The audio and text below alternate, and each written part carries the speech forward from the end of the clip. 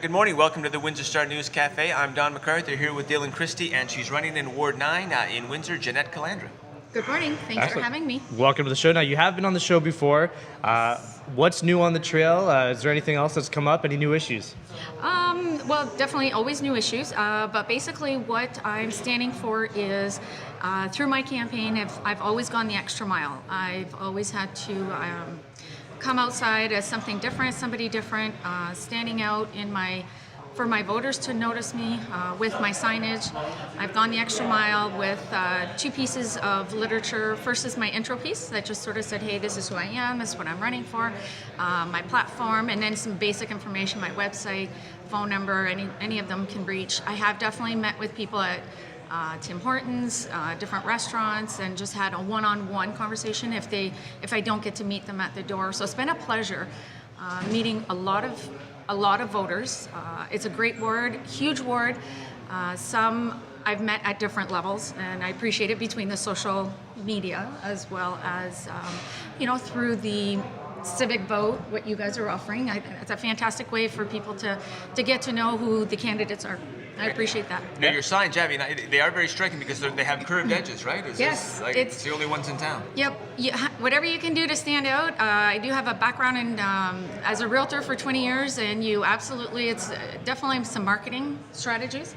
And absolutely, you have to get your name out there. You have to get noticed, especially when you've got some homes that, because they don't want to be noticed as to who they're particularly voting for, they'll tend to allow everybody to put their sign. So you really got to stand out, and you've got, people have to see that you are somebody different. You are somebody who is, at least needs to be given the opportunity to say, what is she saying and what does she stand for?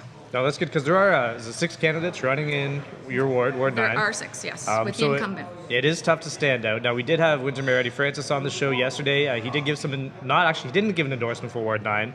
He did have kind things to say, though, about the incumbent Hillary Payne and the young runner, Ryan Sprague. Yes. Your name wasn't mentioned. How do you feel about that? Did you ask him for an extremely endorsement? Okay. No, I didn't. Well, that might have something to do with it, too, because he did say that those who didn't ask him, he wasn't necessarily going to go out and make it. And that's fine. However, I will say I was in front of City Council for 8 years straight. I chaired a committee for 2 years dealing with an issue that the city... Multi-residential taxpayers, right? You got it. Okay, yeah. Yep. So you're maybe a thorn in his side? Is this maybe why he... It could be. Okay. It could be, because I certainly didn't like the policies that they set. 10 years ago, my taxes on one of my properties, if, let's say, your property, your home taxes were $5,000, and then they came and said, within 3 years, went up to $10,000. That's what happened to my sector. And we couldn't sit back. We had a 20% vacancy rate. It was reported 15, but when you look at what areas that they did not report within their study, we're looking at was about a 20% vacancy rate. And we just couldn't sustain that policy. They made some very, in my opinion, they made some very inappropriate policies in their taxes, and they hurt our sector.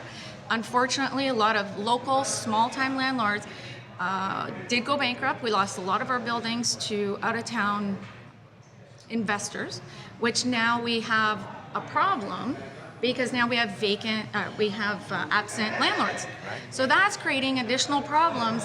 So we've created our own problem within the city, and I've made myself very vocal, and I'm sure that I will say he left the meeting quite a few times when I was speaking, which I found was very inappropriate, being that I was there 8 years in a row, and I chaired a committee for 2 years. So yeah, you know what? I can understand he's not gonna endorse me, and I wasn't looking for his endorsement. Well, exactly. He doesn't vote in Ward 9 anyway, right? So he does. Who needs him? How many... He's a Ward 9 resident. He's a Ward 9 resident? He is. Wow, okay. He's almost my neighbor. Okay, interesting. All right. Yes. But regardless, okay. He is 1 vote with his wife is 2. Okay. And there are 10,000, what do we have? We have 10,000 How many homes voters. have you knocked on? And are you knocking on any... How are you going to finish this campaign? I have been to every single home in that area. Not everybody's home at the time that you're there, but I've been with myself and my team, but mostly myself, with my introduction piece. Then I did a secondary piece, which gave a little more in-depth as to, I honed in right into our ward and what areas that really need some serious changes and some attention.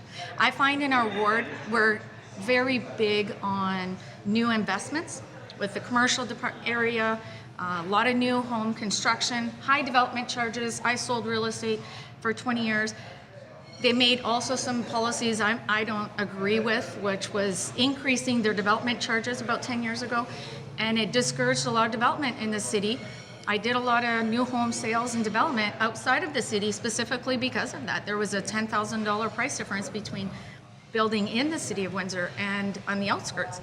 However, that being said, we do have a lot of recent development within the South Windsor, as well as we have, we host the airport. So we put up with the noise, we put up with the pollution, we put up with, the visual of having airplanes flying over us. They've enjoyed a new contract with Samsung Solar Farms, which is a $25 million investment into from our ward. And unfortunately, in my opinion, as a taxpayer, living in Ward 9 for 35 years, we've been terribly neglected, and I feel that all these new investments within the last 15 to 20 years not enough has actually stayed in our ward. It's gone downtown, it's gone to Riverside, it's gone Riverside Drive, it's gone to other areas which may be needed. However, we've had enough of neglect in our ward. We've never had a councillor that stood up and said, hey, you know what, those investments are great. However, it's time to reinvest into our ward that really does generate a lot of income, a lot of revenues. And I think we've been neglected long enough, and I'm definitely one that supports. I'm grassroots. I've lived in the area a long time. I have no intentions of going to a federal or provincial level election. Okay. I don't have any party lines, which is also in my publication and the piece that I'm trying to reach out to my voters. I'm just like the average person. I'm a mother. I'm an educated woman. I have a degree at the University of Windsor in psychology as well as in labor studies. So I understand the union struggles. I understand what the past is. I also understand that when we see some initiatives at the federal level, this is kind of important to me, and I'd love to definitely be there at the municipal level. The federal level has recognized that we have a homeless problem. We've known this for quite some time. And what we're seeing is the federal government has implemented a model that's actually initiated in New York. And what they've noticed through this study and really looking at homelessness, 90% of those that use social services that are in need, whether it's because there's addiction issues, whether there's mental health issues, disabilities, whatever it is, 90% fit within the existing model. And the existing model is you go through different paths when you're trying to get some social service and the supports. But you have to go through stages in order to be qualified as somebody in need of housing. So there's 10% that will never qualify. And unfortunately, those are the 10% that find themselves homeless. They're not able to maybe financially, pay their rent, so they get evicted. They have some social issues. They're not following the rules. Landlords tend to not be able to work with them for whatever reason. So, what are some things on council that you could do to be able to help those people? Okay, well, that's what the beauty is. Yeah. The federal government sets us up. They put, I believe it's $120 million to start this program. It's going to take time. However, what's nice about the program is they're going to offer more.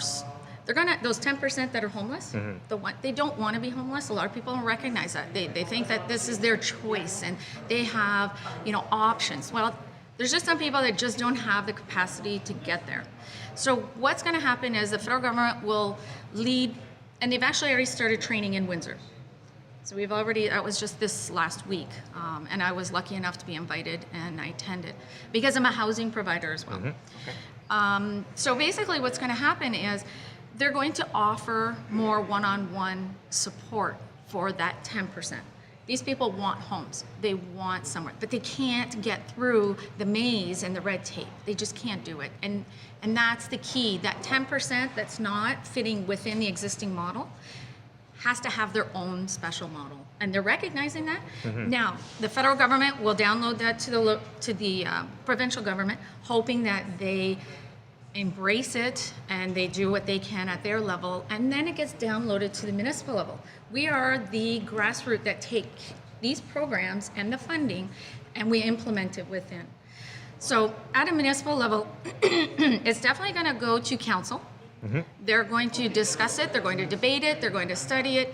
It is so vital that anybody at that table, there's 11 people at that table, that they appreciate poverty, they appreciate the struggles, they appreciate the red tape, and that they encourage dealing with the issue.